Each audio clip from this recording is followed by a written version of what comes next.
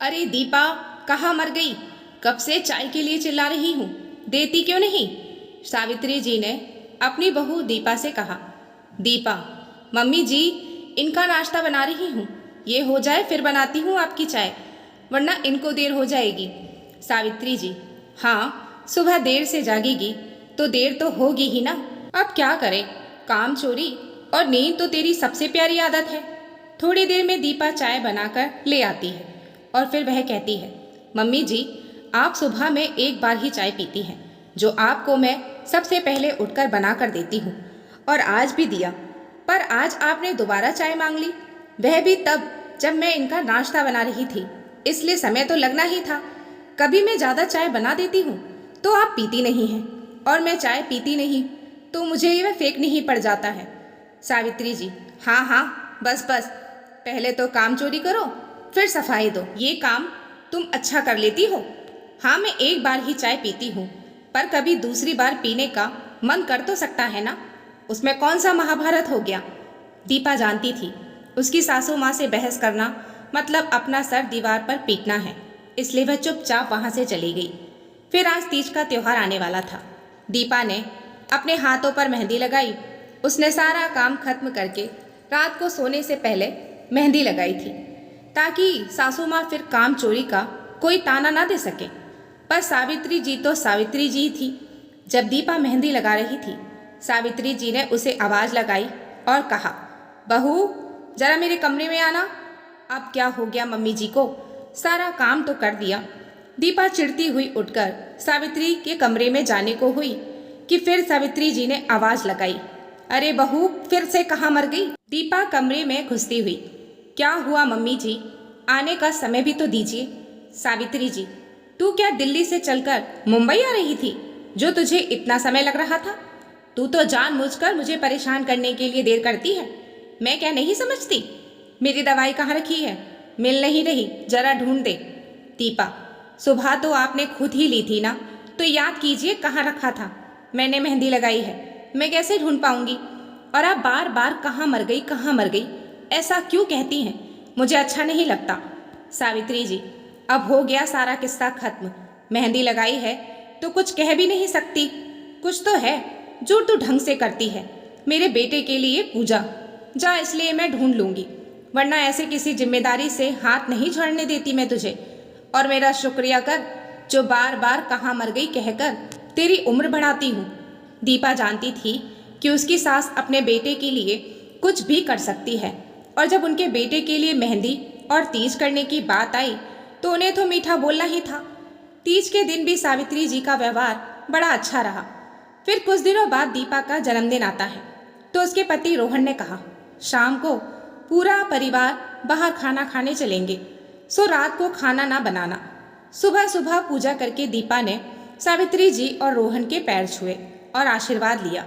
तभी रोहन ने अपनी माँ से रात के खाने के लिए बाहर चलने को कहा। सावित्री जी, अरे क्या ज़रूरत है इतना खर्च करने की, इसकी पसंद का खाना ये घर पर ही तो बना सकती है ना। पर नहीं, हर जगह बस काम चोरी। सुन बेटा, ऐसे पैसे नहीं बचते, उसके लिए हमें अपने खर्चों पर अंकुश लगाना पड़ता है। दीपा, आप आते वक्त पनीर ले आना, हम घर पर ही खा लेंगे। ये कहकर दीपा ने इस बात को वहीं खत्म कर दिया, क्योंकि सासू माँ की बात को काटकर जो वह बाहर खाना खाने जाती तो वह ताने उसे ना जाने कितने दिनों तक सुनना पड़ता। रात को दीपा खाने की तैयारी कर रही थी, तभी सावित्री जी उसे आवाज़ लगाती है, बहू, ओ बहू। दीपा ने कोई आवाज़ नहीं दी, क्योंकि वह कानों में ईयरफोन लगाकर अपनी मम्मी से बात कर रही थी। तो इस पर सावित्री जी का गुस्सा और बढ़ गया और वे रसोई में आकर कहती हैं, वाह, तो आज महारानी फ़ोन पर मर रही हैं, तभी मेरी आवाज़ कानों तक नहीं जा रही। तब तक दीपा ने फ़ोन रख दिया था। सासू माँ की इन सारी बातों से वह चौंक कर कहती है, क्या हुआ मम्मी जी? सावित्री जी, तभी मैं सोचूं खाना इतना बेस्वाद क्यों बनता है, ध्यान तो फ़ोन पर रहता है। सुन, मटर पनीर मत बनाना, मटर मुझे नहीं पचती, कुछ और बनाना, और रायता भी बनाना। रोहन को कहती हूँ दही लेकर आए। दीपा बस हाँ में अपना सिर हिलाती है।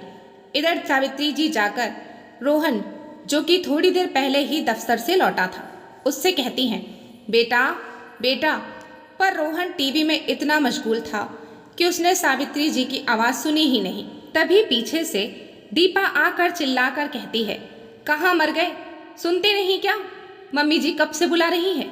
सावित्री जी और रोहन दोनों सन्न होकर दीपा को देख रहे थे। तभी सावित्री जी कहती हैं, ये कैसे बोल दिया तूने? कोई अपने पति से ऐसे अशुभ शब्द कहता है क्या? तेरी हिम्मत कैसे हुई? दीपा, ये अशुभ शब्द है क्या मम्मी जी?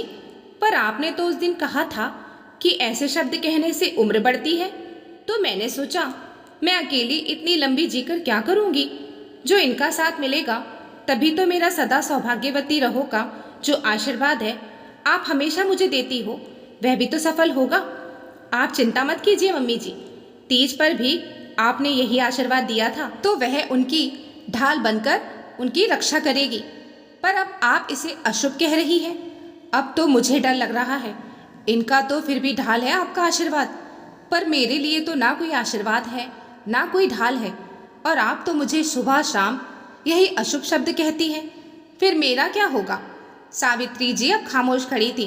तभी दीपा फिर कहती है, सुबह से शाम तक बस चरखी की तरह घूमकर काम करती रहती हूँ, और यहाँ आप भी देखती हैं, पर फिर भी एक गिलास पानी भी आपको मेरे हाथों से ही चाहिए। तो देरी हुई तो कहाँ मर गई। मैं चाहती तो आपसे इस बात पर झगड़ा भी कर सकती थी, पर फिर सोचा कि आप बड़ी हैं, जो कुछ कह दिया तो क्यों दिल पर लेना। पर जब बड़े ही बड़प्पन ना दिखाएं तो छोटों को ही फूहड़पन दिखाना पड़ता है। सावित्री जी नजरें झुकाए खड़ी थी, और इधर दीपा रोहन की ओर देखकर मंद मंद मुस्कुराकर धन्यवाद कह रही थी, क्योंकि ये सारी तरकीब उसी की थी। तो दोस्तों, ये थी आज की छोटी सी कहानी। आपको अच्छी लगे तो प्लीज़ हमारे चैनल को लाइक और सब्सक्राइब जरूर कीजिएगा। मिलते हैं फिर ऐसी ही एक अच्छी सी कहानी के साथ। कहानी को सुनने के लिए आप सभी का बहुत बहुत धन्यवाद।